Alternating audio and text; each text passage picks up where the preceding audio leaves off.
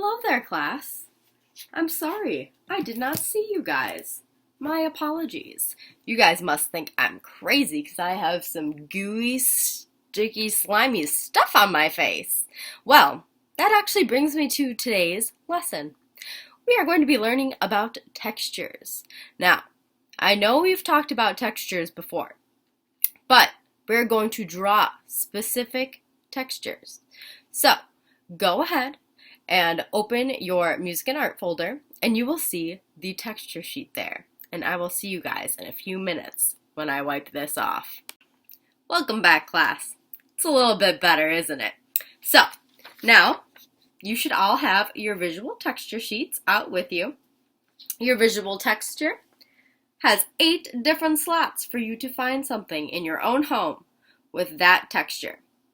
So, we have soft, hard, smooth, rough, wrinkly, jagged, bumpy, and woven.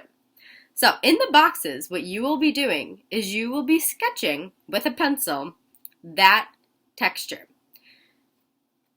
Below, there are lines for you to write the name of that object. So let's take a little field trip through Mrs. Rogers' apartment. Hello, students. We are going to start with an example of our first texture on the texture sheet. So, we have soft as our first texture. Now, as I look around, I see a couple things that can qualify as soft.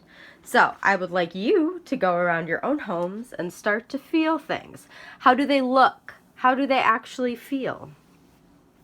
I might choose some bristles over here on this very soft, unused paintbrush.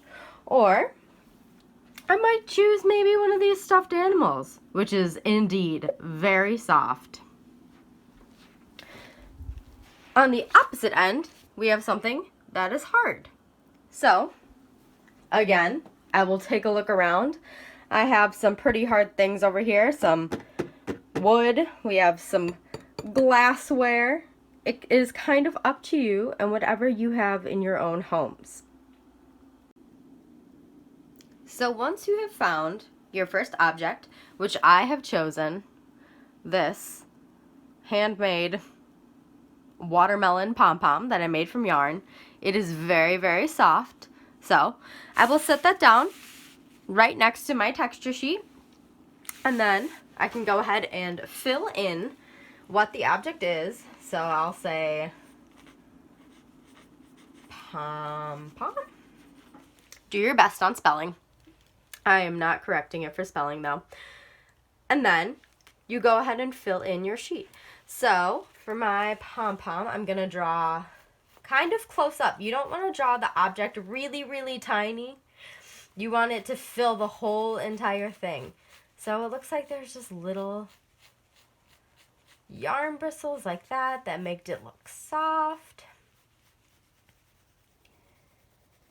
I'm not going to do any harsh lines because I think that harsh lines would not be a good example of soft.